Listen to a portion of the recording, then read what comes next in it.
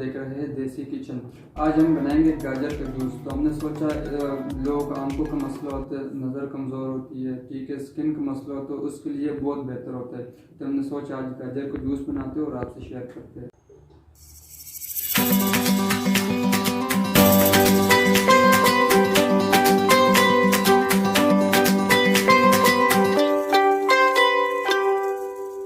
Start करते हैं। और ये है जूसर और ये है गाजर। तो बस बनाते हैं जूस, ठीक है, और इसको करते हैं स्टार्ट।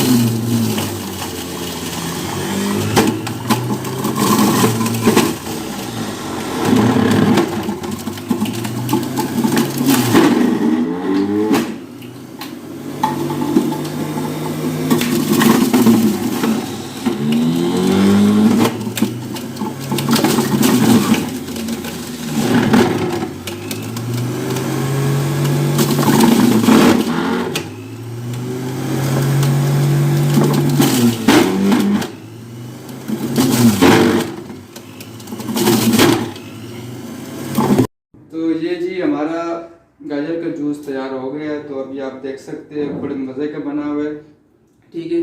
आपने भी बना के और ट्राई करना है, तो फिर आपने हमें बताना है। तो चैनल को सब्सक्राइब करना है, लाइक करना है और दोस्तों के साथ शेयर करना है। तो अब तक के लिए अल्लाह हाफ़िज़।